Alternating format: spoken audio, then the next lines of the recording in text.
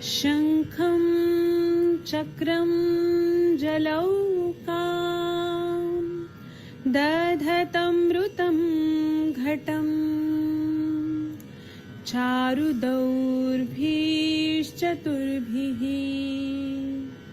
सूक्ष्मं स्वच्छातिरुद्यं शुकपरिविलसनम् मौलिमम्बोजनेत्रं कालाम्बोद्योज्ज्वलाङ्गं कटितटविलसश्च चारुपीताम्बराढ्यं वन्दे धन्वन्तरिं तव निखिलगदमिव प्रौढदावाग्निलीलम् प्रौढदावाग्निलीलम्।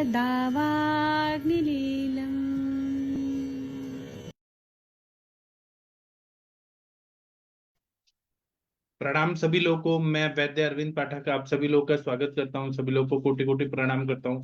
आइए आज हम लोग एक ऐसे टॉपिक पे बात करेंगे जो कुछ स्पोर्ट्स मेडिसिन से रिलेटेड रहता है। लोग बहुत ऐसे खुद खेलते कूदते हैं या कोई ऐसे एक्सीडेंट हो जाता है तो जो हमारे नी जॉइंट का मेनिस्कस होता है उसका टेयर हो जाता है। तो ये ज्यादातर आघात जन्य होता है या ट्विस्टिंग हो गया बहुत ज्यादा जॉइंट का, तो उसके वजह से मेनिस्कस टेयर्स होते हैं। इसके बारे में ही हम लोग जानेंगे। सबसे पहले तो ये टीयर मिनिस्कस होता क्या है। मिनिस्कस जो होता है वो हमारा जो नी जॉइंट होता है, घुटनों का जो जॉइंट होता है जिसको हम जानु संधि पढ़ते हुए आए हैं, उसमें एक शॉक एब्जॉर्बिंग कार्टिलेज होता है। कार्टिलेज मतलब स्नायु होता है। तो ये शॉक एब्जॉर्ब करता है, मतलब कि नीचे के दो बोन्स और ऊपर का बोन, उसके बीच में शॉक एब्जॉर्बर रहता है। तो अगर इसमें टेयर हो जाए तो उसके वजह से मिनिस्कस टेयर्स ऐसे ही बोला जाता है। ये ज्यादातर अगर पैर मुड़ जाए या फिर बहुत ओवर फ्लेक्सिंग हो जाए ज्वाइंट का, उसके वजह से हो जाता है। तो इसमें सिम्टम्स क्या आते हैं। मिनिस्कस टेयर्स के टाइम पे इंजरी जब भी होती है तो एक साउंड आता है, आवाज आती है कि, और फिर पता चलता है कि टेयर हो गया है। दूसरा क्या है कि नी पेन बहुत ज्यादा होता है, घुटनों में दर्द बहुत ज्यादा होता है, और थोड़ा भी अगर प्रेशर दिया जाए तो ये और ज्यादा बढ़ जाता है। प्रेशर देने से बढ़ता है ये पेन जो रहता है, और जॉइंट्स का लॉक हो जाता है, इस तरह से हो जाता है। तो इसके लिए मैकम्यूरिस टेस्ट किया जाता है। एलोपैथी के जो बड़े बड़े ऑर्थोपेडिक सर्जन हैं उनके साइंस में ऐसा बताया गया कि मैकम्यूरिस टेस्ट होता है। पेशेंट को पहले पीठ के बल लिटा दिया जाता है, फिर उसके बाद में जो पैर है उसके घुटनों को मोड़ा जाता है। तो जो इंजर्ड लेग है उसको देखा जाता है कि वो पैर मतलब कितना उसको टेयर हुआ है। प्रेशर डाला जाता है कि नी के साइड बाहर से, दूसरे साइड से। फिर पैर को सीधा किया जाता है, अंदर घुमाया जाता है, बाहर घुमाया जाता है पैर को। तो पता चलता है कि वहां पे टेयर है। फिर क्या करते हैं कि नी का एमआरआई या एक्सरे, खासकर एमआरआई करते हैं तो ज्यादा अच्छे से समझ आता है। अगर पेन मीडियल भाग में है तो इनर मीडियल मेनिस्कस टेयर है। अगर लेटरल साइड में है तो लेटरल साइड में टेयर है। नहीं तो सब जगह है तो मतलब सब जगह है। तो ये तो हमें डायग्नोसिस करके, एमआरआई करके ज्यादा अच्छे से समझ आ जाता है। अब इसका हम चिकित्सा क्या करें। तो सबसे पहले आयुर्वेद में ऐसा बताया गया है कि रक्त के मृदु पाक से सिराएं बनती है, और रक्त के खर पाक से स्नायु और कंडरा बनती है। ऐसा हम लोगों ने पढ़ा है, और कहीं ना कहीं इसमें मेद का भी इन्वॉल्वमेंट होता है। मेद का उपधातु स्नायु कंडरा ऐसा भी बोला जाता है। अलग अलग मत है। तो इसमें तो सबसे पहले हमें क्या करना है कि जैसे पेन बहुत ज्यादा हो रहा है तो हम लोग क्या दे सकते हैं। तो मैं अभी थोड़ा पहले ये बता देता हूँ कि अगर टेयर हो गया तो वो ज्वाइंट जो है, हड्डियां जो है वो टिबिया फेबुला और जो फीमर बोन है उनके बीच में जो थोड़ा गैप होता है, और वहां पे ये मेनिस्कस रहता है। साथ में वहां पे लिगामेंट्स भी रहते हैं, एंटीरियर पोस्टीरियर क्रूशेट लिगामेंट रहते हैं। अगर वो लिगामेंट में भी टेयर हो गया तो और ज्यादा कंडीशन खराब हो जाती है। वो लिगामेंटल टेयर बोलते हैं। वो तो बहुत डेंजरस होता है। एलोपैथी साइंस में तो बोला जाता है कि वो ठीक नहीं होता है। मिनिस्कर एक तरह का गादी होता है, जैसे हम लोग सोते हैं तो हम मैट्रेस पे सोते हैं तो गद्दी होता है, उसी तरह से जॉइंट्स के बीच में मिनिस्कस होता है, और उसको बांध के रखने के लिए लिगामेंट्स होते हैं, एंटीरियर, पोस्टीरियर, लैटरल, ऐसे क्रूशिएट लिगामेंट रहते हैं। तो अब ये टेयर हो गया है ना, तो इसकी वजह से हड्डियां जो हैं एक दूसरे से टकरा के और घिसती हैं। सिंपल लैंग्वेज में बता रहा हूँ कि सबको ये समझ आना चाहिए। तो हड्डियां टकरा के घिसती हैं, कभी कभी वो हड्डियां घिस घिस के ब्रिटल हो जाती हैं बहुत ज्यादा, और बहुत ज्यादा सीवियर पेन होता है, इतना पेन होता है कि वो पैर को मोड़ भी नहीं सकते, खोल भी नहीं सकते, इतना ज्यादा तकलीफ हो जाता है। तो सबसे पहले हमारे पास पेशेंट ऐसे आता है कि एक्सीडेंटल केस हो गया, या ओल्ड एज की वजह से हो गया, ऑस्टियोआर्थराइटिस, संधिवात बढ़ने की वजह से हो गया। तो आयुर्वेद के हिसाब से हम वहां पे बोलेंगे तो श्लेष्मक कफ जो है उसमें विकृति आ जाती है, या तो वायु के रुक्ष गुण से वहां पे श्लेष्मा जो है वो कम हो गया है, श्लेष्मक कफ है, श्लेषक कफ, वो कम हो गया है, और वहां पे वायु बढ़ गया है, आघात से हो गया या निज दोष की वजह से हो गया। तो वहां पे या वात प्रकोपक आहार विहार बहुत ज्यादा हुआ, पेशेंट बहुत ज्यादा मोटा है और वात प्रकोपक आहार विहार कर रहा है, तो लोड बेरिंग सब पड़ रहा है, उसकी वजह से भी टेयर हो सकता है। आजकल घी वगैरह तो डॉक्टर लोग मना ही कर देते हैं। ऐसे बहुत सारे कारण होते हैं, अति मैथुन कर रहा है, अति जागरण कर रहा है, वेगा विरोध कर रहा है, और बहुत रुक्ष पदार्थ खा रहे हैं, ऐसे बहुत सारे वात प्रकोपक चीजें हैं, चिंता, भय, क्रोध। क्रोध से भी अगर अग्निमंद हो रहा है और गैस की प्रॉब्लम हो रही है पेट में, तो यह भी प्रॉब्लम हो सकता है। या मल वेग का विरोध करें, या फिर अपान वायु को किसी भी तरह से रोक रहे हैं, शुक्र वेग को रोक रहे हैं, मूत्र वेग को रोक रहे हैं, अपान वायु को रोक रहे हैं, तो इनकी वजह से वायु का प्रकोप हो गया। या चना वगैरह बहुत ज्यादा खा रहे हैं, चना, मटर, मटकी, बाजरी, बहुत ज्यादा रुक्ष चीजें खा रहे हैं और घी का सेवन नहीं कर रहे हैं, तो ये ज्वाइंट्स में जाके और रुक्षता करता है। वो हो गया निज दोष से उत्पन्न, मतलब मिथ्या आहार विहार करने की वजह से। आगंतुक कारण हो गया कि चोट लग गया, उसकी वजह से होता है।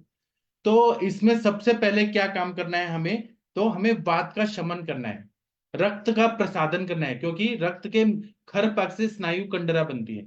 तो रक्त का प्रसादन करना है, अच्छा रक्त का सप्लाई होना चाहिए, ब्रीहण करना है, और कफ को बढ़ाना है, श्लेषक कफ को बढ़ाना है, ऐसा उपाय करना है। तो जब हमारे पास पेशेंट आते हैं, और ये क्या होता है कि जॉइंट्स में रिडक्शन हो जाता है, मतलब हड्डियां हड्डियां जो है वो आसपास आके टकराती हैं। पटेला बोन भी है वहां पे, छोटा सा बोन है जो हमें कवर देता है नी जॉइंट को, तो वहां पर भी वो पूरा ऐसे टेयर हो जाता है, बहुत अंदर जो गादी रहती है, तो उसको मेनिस्कस बोलते हैं। तो इसमें स्वेलिंग भी हो सकता है, टेंडरनेस भी हो सकता है, दर्द भी बहुत ज्यादा होता है, स्टिफनेस आ सकता है, और मतलब वो पूरा पैर जो काला भी पड़ सकता है, लाल भी हो सकता है, इतना ज्यादा वहां पे घर्षण होता है। और अगर एज ज्यादा है, बूढ़े लोग हैं, तो वहां ऑस्टियोपोरोसिस होने की वजह से वहां पे तो घिसने लगता है और हड्डियां टूट के फ्रैक्चर होने का डर रहता है। और यहाँ पे नर्व इंजरी भी हो जाती है, अगर ध्यान नहीं दिया तो जो साइड में नर्व्स हैं वो भी इंजर होके और ज्यादा कॉम्प्लिकेशन हो सकता है। तो हम और कुछ लोगों को तो टच करने पे भी बहुत ज्यादा पेन होता है। तो इसमें और फिर धीरे धीरे बात का प्रकोप होता है, तो एट्रोफिक चेंजेस आते हैं, या फिर जो पैर के घुटने हैं वो टेयर ज्यादा कंटिन्यू रह रहा है और उसकी चिकित्सा नहीं की जा रही है, तो उसकी वजह से धनुष की तरह पूरा पैर ऐसे मुड़ जा रहा है, नी ज्वाइंट। तो इंसान को चलने फिरने में, सोने में, जाग उठने बैठने में वो तकलीफ होने लगती है। तो इसमें वेदना शमन करने के लिए बहुत सारे कषाय वगैरह बताए हैं। तो अगर एमआरआई में पता चल गया और एलोपैथी के डॉक्टर्स बोल रहे हैं कि इसमें सर्जरी करना पड़ेगा, टोटल नी रिप्लेसमेंट ऐसा करना पड़ेगा, तो एलोपैथी में जो करते हैं चिकित्सा वो सही करते हैं, लेकिन वो सक्सेसफुल होता है कि नहीं होता है पता नहीं। वो क्योंकि आर्टिफिशियल कोई तो प्लेटिनम लगा देते हैं वहां पे, इम्प्लांट लगा देते हैं पूरा नी का एकदम आर्टिफिशियल, तो उसका बहुत सारा नियम रहता है कि वो नट बोल्ट से जोड़ देते हैं, और नीचे नहीं बैठना है, वजन ज्यादा नहीं उठाना है, उसके बाद में मतलब चलते फिरते भी बहुत प्रिकॉशन लेना पड़ता है, सोते उठते एकदम रोबोट की तरह शरीर होता है, तो वो एकदम कृत्रिम लाइफ हो जाता है। आयुर्वेद में उसी ज्वाइंट को, मिनिस्कस टीयर को भी हम ठीक कर सकते हैं, और क्रूशिएट लिगामेंट को भी हम लोग ठीक कर सकते हैं, रिपेयर कर सकते हैं। वेदना शमन के लिए रासना शुंठी आदि कषाय मगर दें, बहुत अच्छा फायदा करता है। फिर मुस्तादी मर्म कषाय, अष्टवर्ग कषाय, क्योंकि रक्त धातु पे काम करना है, रक्त का प्रसादन अच्छा होना चाहिए, तो रक्त पे अष्टवर्ग जो है, या फिर जीवने गण के द्रव्य जैसे जीवक, ऋष्वक, मेधा, महामेधा, काकोली, शेर काकोली, मधुपर्णी, माशपर्णी, जीवंती, अष्टी मधु, इसका हम काढ़ा बना के दे सकते हैं। भद्र दार्वादि कषाय। फिर हमें ब्रीहण करना है तो आत्मगुप्तादि कषाय, माशबला आत्मगुप्तादि कषाय, इसमें हींगू और लवण डाल के देते हैं तो ये वेदना का शमन करता है। उसी तरह से दशमूला रिष्ट बहुत अच्छा काम करता है, बला रिष्ट, अश्वगंधा रिष्ट। ये मैं पहले ये क्यों बता रहा हूँ आसव रिष्ट, कि वो अग्नि को प्रदीप्त करता है, स्त्रोतोरोजन्य संप्राप्ति है, आम बहुत ज्यादा है तो उसको वो ठीक करता है। उसी तरह से दीपन पाचन करके आप अग्नि को बढ़ाइए। अग्नि को बढ़ाने के लिए और वात शमन करने के लिए आसवरिश का प्रयोग कर सकते हैं, या फिर आरोग्य वर्धिनी वटी, लक्षुणादि वटी, आम पाचक वटी, अग्नि कुमार रस, अग्नि तुंडी वटी। अगर पित्तज प्रकृति नहीं है तो चित्रकादि वटी, शंख वटी, ऐसे बहुत सारे अजमोदादि चूर्ण, दाढ़ी मास्टक चूर्ण, लवण भास्कर चूर्ण, हिंगवाष्टक चूर्ण, ऐसे बहुत सारे दवाइयां हैं जो दीपन या तिक्त रसात्मक द्रव्यों में रस पाचक, रक्त पाचक, उससे भी शुरू किया जा सकता है। तो इससे क्या होता है कि अग्नि प्रदीप्त हो जाती है। उसके बाद में हम लोग शीर पाक देते हैं, जैसे प्रसारण्यादि शीर पाक, क्योंकि वहां पे अगर आघात है और वहां पे वात्रक्त जैसे संप्राप्ति है तो वहां पे प्रसारण्यादि शीर ये अच्छा रहता है, शीर पाक। उसी तरह से हम लोग तिक्तक शीर, बस्ती में जो द्रव्य डालते हैं, गुड़ूची, पटोल, यष्टि मधु और किरातिक्त, इसका क्वाथ बना के और फिर शीर पाक बना के अगर दें तो बहुत अच्छा फायदा होता है। अश्वगंधा शीर कषायम, ये देने से, क्योंकि वो ब्रीहण करता है। शीर जो होता है सद्य शुक्र क्रम पया, मतलब तुरंत ही शुक्र बनाता है, और शुक्र धातु अगर अच्छा रहा तो हीलिंग जल्दी होता है। तो पेशेंट को ब्रह्मचर्य पालन करने को भी बोलना है। उसी तरह से संधान करना है, जोड़ना है, टीयर है तो वहां पे आभा गुगुल देते हैं, लाक्षा गुगुल देते हैं, योगराज गुगुल देते हैं, रासना गुगुल देते हैं, बहुत अच्छा फायदा होता है, महायोगराज गुगुल देते हैं, त्रयोदशांग गुगुल देते हैं। तो पेशेंट का जल्दी जल्दी हीलिंग होने लगता है। स्वर्ण कल्पों में सिद्ध मकर ध्वज, स्वर्ण मालिनी वसंत, फिर बृहद्वार चिंतामणि रस, त्रैलोक्य चिंतामणि रस, जय मंगल रस, स्वर्ण भूपति रस, ऐसे बहुत सारे ब्रॉड स्पेक्ट्रम में दवाइयां हैं। कंडीशन के हिसाब से स्वर्ण रज, मंगेश्वर रस, कंडीशन के हिसाब से हम लोग देते हैं। इसी तरह से यहाँ पे सबसे अच्छा रिजल्ट देखना है तो जानू बस्ती करना चाहिए। जानू बस्ती करें और मात्रा बस्ती करें। तो धानवंतर तेल का जानू बस्ती कर सकते हैं, प्रसारण्यादि तेल का जानू बस्ती और मात्रा बस्ती कर सकते हैं। फिर महारासना प्रसारण्यादि तेल करके ऐसे सिद्ध करके दे सकते हैं। गंध तेल का अगर मात्रा बस्ती करें, जानू बस्ती करें तो फायदा होता है। इसी वजह से महास्नेहम, जिसमें घृत तेल, वसा, मज्जा, ये चारों चीजें आती हैं, उसका जानू बस्ती करें, बहुत अच्छा फायदा होता है। एनिमल फैट से बनाया रहता है, एनिमल का मज्जा, बोन मैरो रहता है उसमें। फिर एनिमल का जैसे कि गाय का घी से बनाया हुआ रहता है, और तेल, तिल तेल, इससे सिद्ध क्या हुआ, महास्नेह होता है, बहुत अच्छा फायदा करता है। उसी का मात्रा बस्ती भी दे सकते हैं। इसी तरह से अग्नि को और बढ़ाने, क्योंकि हम महास्नेह बस्ती में दे रहे हैं, तो हम लोग देवदारवा रिष्ट, धर्मंतरा रिष्ट, बला रिष्ट, अश्वगंधा रिष्ट भी इंटरनली देते रहे। इसी तरह से अगर मेनिस्कस टेयर है तो हम लोग कुछ लेप कल्पनाएं करते हैं कि बात का शमन हो और वहां पे हीलिंग जल्दी हो, क्योंकि शरीर खुद हील करना चाहता है, तो हम लोग बॉडी को हेल्प करते हैं। तो इसमें नागरादि चूर्ण है, उसका अगर लेप लगा दिया जाए, या फिर महानारायण तेल में नागरादि तेल को थोड़ा सा तेल लेके और उसको गर्म करे और लेप बना के और गर्म करके उसको बांध दे, बांध के कपड़े से बांध दे, तो वो जल्दी हील करता है। या कोट्टम चुक्क्यादि तेल है, कोलकुलत्थादि चूर्ण है। कोट्टम चुक्क्यादि तेल में कोट्टम चुक्क्यादि चूर्ण को गर्म करके और फिर वो गरम गरम बांध दे, कोष्ण करके बांध दे, बहुत गर्म नहीं, कोष्ण बांध दे, तो उससे बहुत अच्छा फायदा होता है। और सिद्ध योग संग्रह, सिद्धा मेडिसिन में मुसम्बरम करके एक दवाई आती है, उसका लेप लगाने से बहुत अच्छा फायदा होता है, मुसम्बरम ऐसे बोलते हैं। उसी तरह से दशमूल का शीर की धारा कर सकते हैं, या फिर कुपिलु मूल का शीर का धारा करें, वहां पे वहां से धार टाइप गिराएं, बहुत अच्छा फायदा होता है। बला मूल शीर धारा करें। आत्मगुप्त नहीं, अंगमर्द प्रश्मन गण का काढ़ा का, गण का उस शीरपाक का धारा गिराएं, बहुत अच्छा फायदा होता है। अंगमर्द प्रशमन गण या वेदना स्थापन गण के जो द्रव्य हैं वह पेन किलर होते हैं, उनका अगर दिया जाए तो, या शूल प्रशमन गण, उसका भी अगर दिया जाए तो बहुत अच्छा फायदा होता है। इसी तरह से वहां पे अभ्यंग करना है तो धानवंतर कुजम्बू, कुजम्बू मतलब तेल और घृत दोनों चीजें रहती हैं उसमें, तो धानवंतर कुजम्बू थोड़ा घट्ट होता है, उसका अगर हम लोगों ने अभ्यंग किया वहां पे तो वो जल्दी हिल कर, जितना एब्जॉर्ब होगा टेयर, क्योंकि हम श्लेषक कफ बढ़ाना है हमें, तो श्लेषक कफ कैसे बढ़ेगा कि हम स्नेह दे रहे हैं, स्नेह दे रहे हैं, तो कुजम्बू कल्पना बहुत ही अच्छा रहता है। इसी तरह से अष्टांग संग्रह वात व्याधि में केतकी मुलादि कुजम्बू, यह मार्केट में मिलता है या खुद भी बना सकते हैं। इसका अगर वहां पे अभ्यंग किया जाए बहुत अच्छा फायदा होता है, 2 टाइम 3 टाइम करने से फायदा होता है। इसी तरह से कार्पस हस्त्यादि तेलम से अभ्यंग करें या कुजम्बू से करें, प्रसारण्यादि तेल या कुजम्बू से करें। कुजम्बू कल्पना मतलब, फिर से बताता हूँ कि घृत और तेल उनका कॉम्बिनेशन रहता है।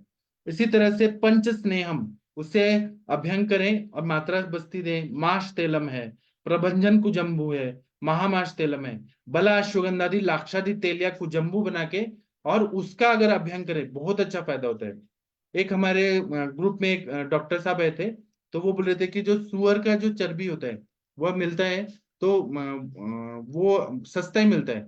उसका अगर हम लोगों ने पूरा अभ्यंग किया रोज, तो उससे वो कोई भी मेनिस्कस टेयर है ना वो बहुत जल्दी ठीक होता है। तो ये मैंने पेशेंट लोग को बताया, क्योंकि मैं तो यूज नहीं करता हूँ सुअर का चर्बी, लेकिन मैंने सिखाया लोगों को। और नॉर्थ ईस्ट में मिलता है वो, और साउथ इंडिया में भी मिलता है सुअर का एकदम फैट्स। जो लोग सुअर खाते हैं उनके पास, या बेचा जाता है वहां पे, यहाँ महाराष्ट्र में भी सुअर बेचा जाता है। तो जो लोग नॉर्थ ईस्ट के लोग हैं वो खाते हैं उसका मांस। तो जो लोग भी खाते हैं, क्रिश्चियन लोग भी खाते हैं, तो जो लोग खाते हैं जहाँ पे शॉप है वहां से वो मिल जाता है सस्ते में, और एकदम वो घी की तरह व्हाइट रहता है। उसका अगर अभ्यंग किया जाए तो मेनिस्कस टेयर में बहुत अच्छा फायदा होता है। इसी तरह से तेल धारा रहता है, तो उसमें हम लोग कुट्टम चुक्की आदि तेल है, मुरीवणा तेल है, चंदन मला लाक्षादि तेल का अगर तेल धारा करे कोष्ण करके, तो मेनिस्कस टेयर बहुत जल्दी जल्दी हील हो जाता है। उसी तरह से आप लोग अगर कुछ बताना चाहें तो आप लोग बताइए, मैं भी कुछ बताऊंगा। और इसमें हम लोग गूगल कल्प दे सकते हैं वेदना शमन करने के लिए और हील करने के लिए।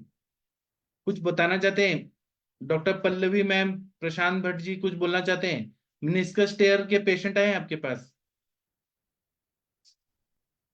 सर देखिए अनम्यूट हो पा रहा है कि नहीं, अनम्यूट हो सर रहा है हाँ सर। अभी का पेशेंट है सर, वो चल भी रहा है अभी तो। जी 50 साल की एज थी उसके। क्या हुआ, उसके घर में आग लग गई। आग लगने के चक्कर में पानी में वो फिसल गया। उस दिन से उसे कुछ नहीं हुआ। चौथे 5 दिन उसके पेन हुआ तो उसकी एमआरआई कराई, तो उसके जो लिगामेंट था वो टियर हो गया, घुटने का। तो मैंने उसको स्वर्णमाक्षिक, आरोग्यवर्धिनी, अजमोदादी और संग में योगराज गुग्गुल ये दिए। और साथ में उसको मैंने उसका इसका क्या नाम है, मुरगुना मुरगुना तेल का बस्ती करी नी पे। जी। और उससे चालू उसकी बस्ती। सूजन वूजन तो उतर गई है, लेकिन अभी अभी पूरी तरह सही नहीं है। वो रेस्ट थोड़ा सा कम करता है, इस चक्कर में उसके साथ कम रिलीफ है। तो इसमें इससे बहुत कुछ आराम मिल जाता है। संग में उसको हिंगू बचाती चूर्ण मैंने दीपन पाचन के लिए भी दिया था। जी। तो इसका रिजल्ट वैसे अभी 5-7 दिन में ही उसके काफी रिलीफ है। वो घूमने फिरता है, इसलिए मैंने कहा इसको रेस्ट कर, जब जाके इसमें ज्यादा आराम मिलेगा। जी। तो जो लिगामेंट होता है ना, cruciate ligament, anterior posterior lateral, सब में दोरी होता है जो बांध के रखता है।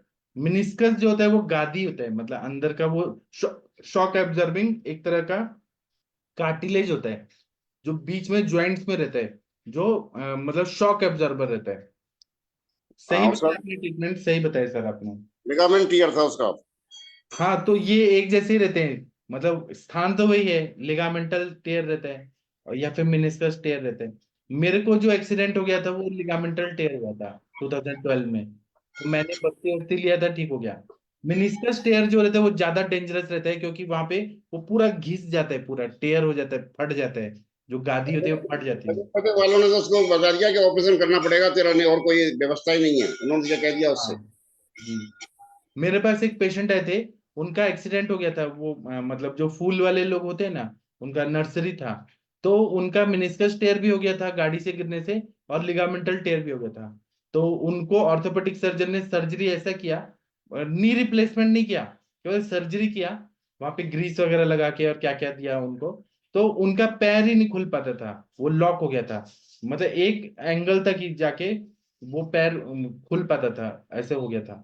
तो वो मेरे पास जब बस्ती के लिए आए, तो मैंने बस्ती दे दे के, मात्रा बस्ती दे दे के उनका वो पूरा नी जॉइंट है वो पूरा खुलने लगा। फिर मैंने internal rotation, external rotation, abduction, adduction, ये सब करवाया उनको धीरे धीरे करके, और जितना अभ्यंग कराया और स्वेदन दिया, वो धीरे धीरे सारा चीज ठीक हो गया। उनको 3-4 महीना लगा था मुझे। मात्रावस्ती उसके क्या है, उसको होल्ड नहीं होती है, मात्रावस्ती दी और तुरंत लेटरिन जाना पड़ता है उसको, इसलिए उस सर चक्कर में उसको दीपन पाचन करके आसवरी देंगे तो पच जाएगा। इसलिए फिर उसको मैंने मात्रावस्ती तो बंद कर दी और यही चलाया फिर। हाँ ठीक है। तो इसी तरह से गंध तेल पीने के लिए दे सकते हैं, गंध तेल का मात्रावस्ती दे सकते हैं, पिंड तेल लगाने के लिए दे सकते हैं, और हनी बी वैक्स से बनाया हुआ जो तेल वगैरह रहता है वो भी बहुत अच्छा काम करता है। या हनी बी वैक्स, मॉडर्न के डॉक्टर जो है ना, ऑर्थोपेडिक सर्जन, वो वैसे कुछ तो वैक्स लगा के और कुछ तो रेडिएशन देते हैं, तो उससे भी उनका भी यही है कि वो वैक्स लगाने से सॉफ्ट हो जाता है। तो हमारा जो वसा मज्जा तेल घृत है, ये बहुत अच्छा श्लेषक कफ बनाता है। दूसरा क्या है कि अगर बहुत ज्यादा स्वेलिंग आया है तो वहां पे वात बढ़ा है, कफ बढ़ा है, क्या है वो देखना चाहिए। रुक्ष स्वेद भी कभी, अगर आमवात जैसा कंडीशन तो रुक्ष स्वेद करना पड़ता है। और अगर वहां पे संधिवात जैसा कंडीशन है तो धारवंतर तेल या मुरैना तेल या महाविषगर्भ तेल का मात्रा बस्ती देने से पेन कम होता है। अग्निकर्म भी कभी कभी यहाँ पे बहुत अच्छा काम करता है, हर 3-3 हफ्ते के इंटरवल पे, तो उससे पेन काफी कम हो जाता है। और बला लाक्षादी तेल का मात्रा बस्ती अच्छा काम करता है। बाकी तो सर ने बहुत अच्छा बताया। लहसुन का शीर कषाय बनाया, लहसुन शीर पाक, वो बहुत अच्छा काम करता है। उसी तरह से लवंग चूर्ण खाने के लिए भी देना है, उसका लेप भी लगाना है। अश्वगंधा चूर्ण का दूध के साथ अगर दे तो वो बहुत अच्छा काम करता है। व्योषादी गुगुल है, नवक गुगुल, अगर वहां पे स्वेलिंग है और आमवात जैसा कंडीशन है तो व्योषादी गुगुल या नवक गुगुल बहुत अच्छा काम करता है।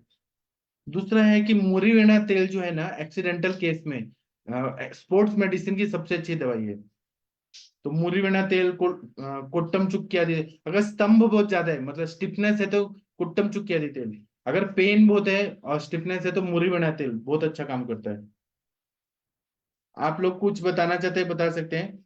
और अनुलोमन के लिए रासनायरंड कषायम, हिंगू सर्वचलादि कषायम, रासनायरंडादि घृत, ऐसे भी दे सकते हैं, बहुत अच्छा फायदा।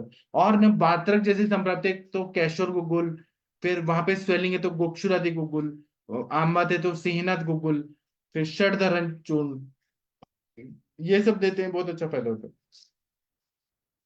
और हमारे आयुर्वेद में बंधन क्रिया बताया है, तो मुरीवेणा तेल से जो अलग अलग टाइप के बंध बताए ना, उनमें से कोई बंध जो है वो करें, बहुत अच्छा फायदा होता है। गुगुल तिक्ता कषायम है, वो अच्छा काम करता है। फिर नारसी रसायन खाने के लिए दें, गुगुल तिक्ता घृतम खाने के लिए दें, बहुत अच्छा। वर्ण आदि कषायम दें, वो जल्दी हील करता है। और बताइए आप लोग कुछ, फिर मधु यष्टि आदि तेल है, वो भी संधान करता है, यष्टि मधु से सिद्ध किया हुआ तेल, ये पीने के लिए भी दे सकते हैं 1-1 चम्मच, और उसका बस्ती भी दे सकते हैं। लाक्षादि तेल है, बहुत अच्छा काम करता है। और कुछ बताना चाहें आप लोग बताइए, मनीषा मैम, प्रशांत भट्ट जी, आप कुछ बोलना चाहेंगे? हाँ जी, प्रणाम सर। हाँ एक एक करके बताइए। हाँ हाँ, मनीषा मैडम जी बताइए। सर बहुत अच्छा, बहुत अच्छा, बहुत अच्छा बताया आपने, सब कुछ ही बता दिया, कुछ भी छूटा नहीं है भी ऐसा। मैं यूजुअली मैं तो पेशेंट को देती हूँ, इसका धारा करती हूँ, और गंध तेल और मुरीविना का बहुत अच्छा इसमें इफेक्ट है। बला अश्वगंधा और लाक्षादी तेलम का, इसका भी देती हूँ। पेशेंट आते हैं, अभी तो एक आया था 1 हफ्ते पहले, तो चल भी नहीं पा रहा था, और सर्जरी के लिए डॉक्टरों ने बोल दिया कि इसको सर्जरी करना है। हील के पास बिल्कुल भी मूवमेंट नहीं था, स्टिफ भी था। तो कुछ भी नहीं, उसको सिर्फ धारा किए, थोड़ा सा नाड़ी स्वेद किए, नाड़ी स्वेद करने के बाद फिर लेपन कर दिया मैंने।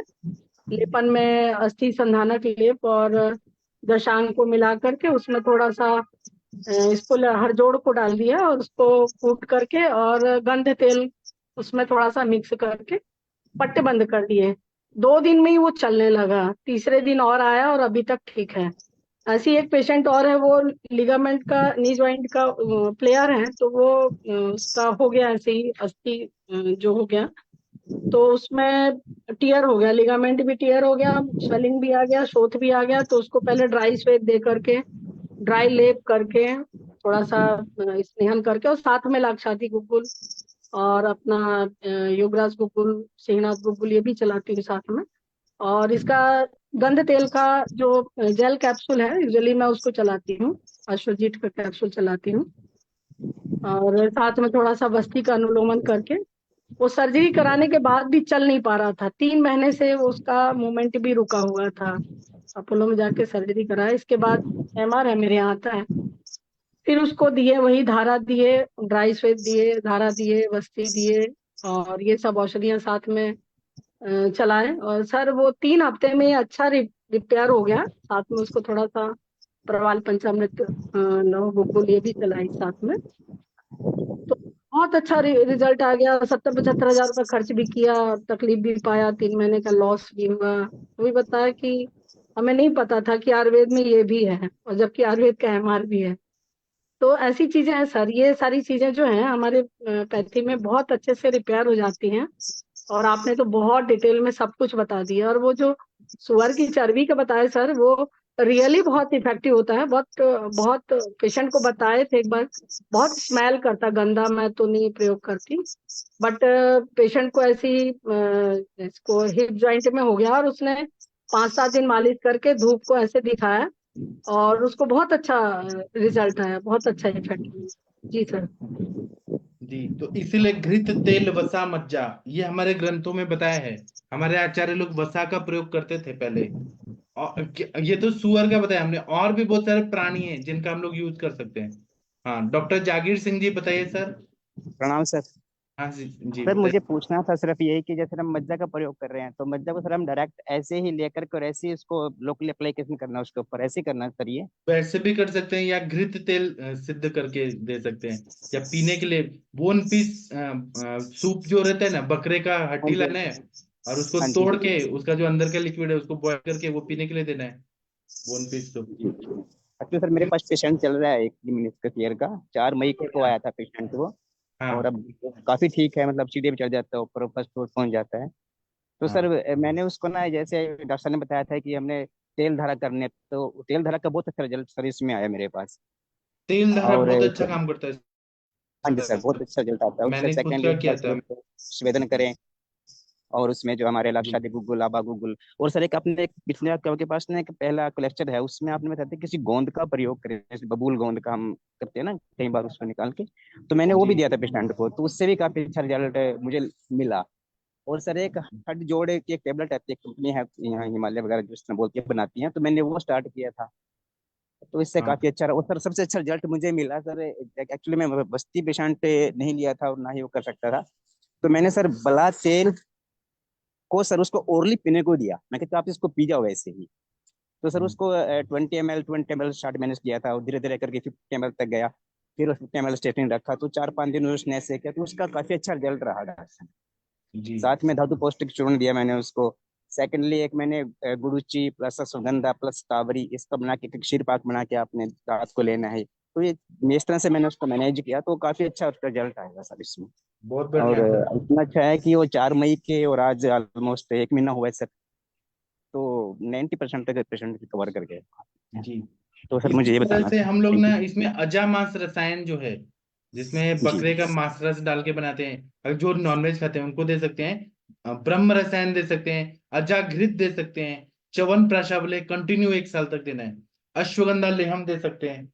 और जो धान्वंतर तेल का 7 आवर्ती या 10 आवर्ती या 101 आवर्ती का जो तेल होता है वो पीने के लिए दें, उसी का बस्ती दें तो बहुत अच्छा फायदा होता है।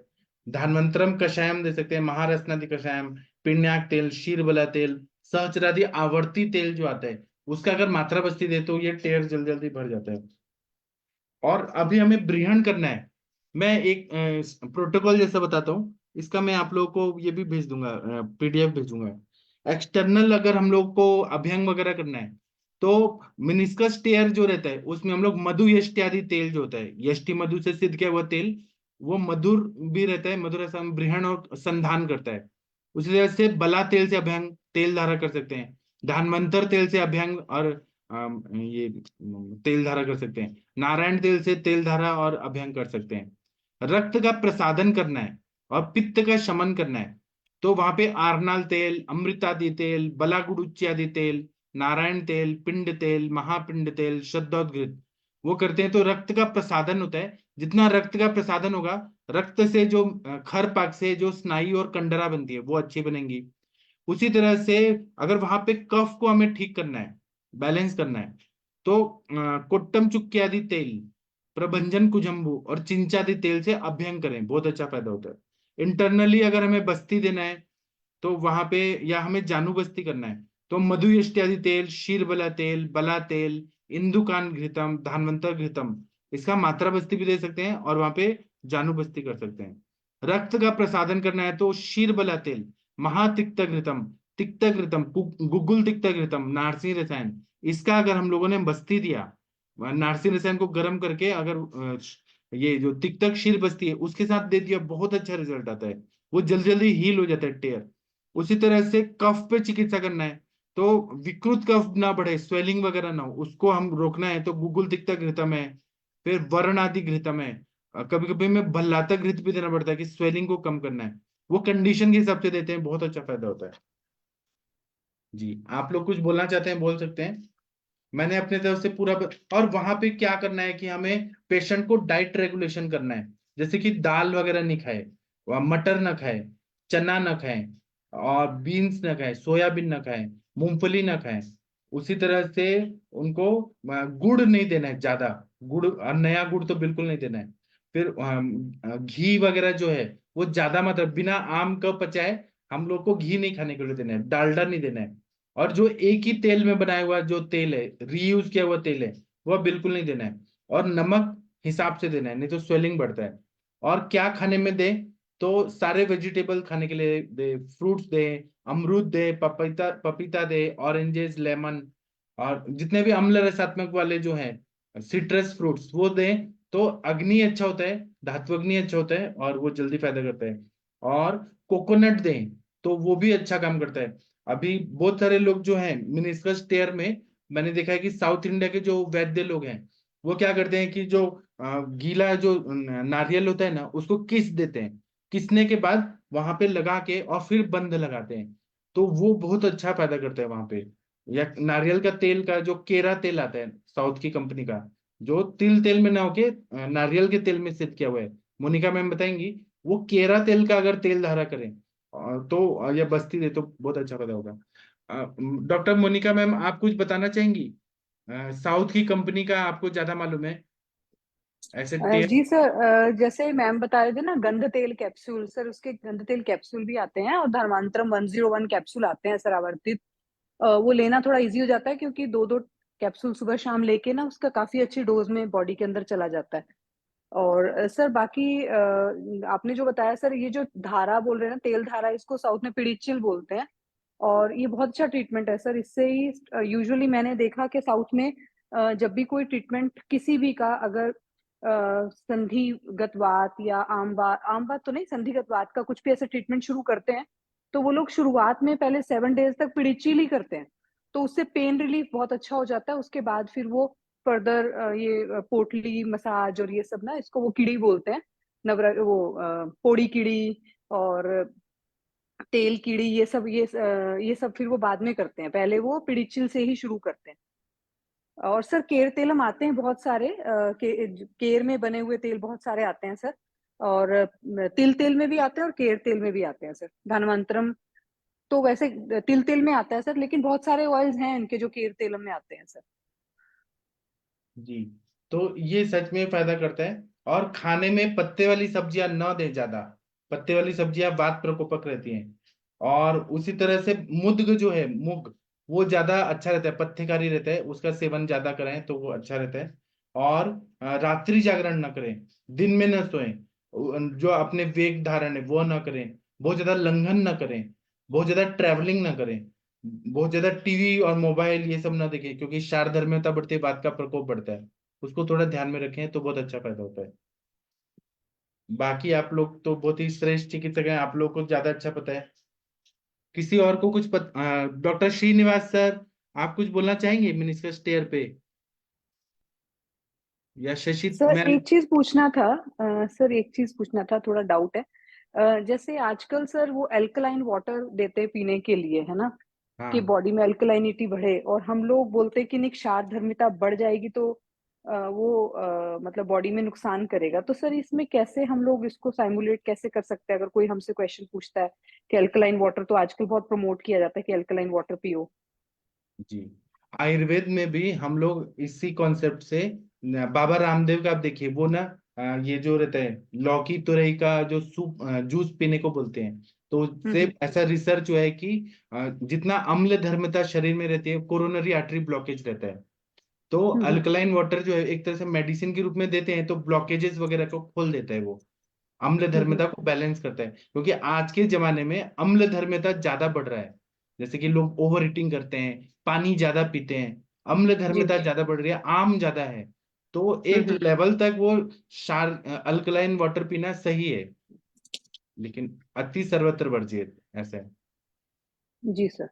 हाँ, ओके सर, ठीक है, थैंक यू सर।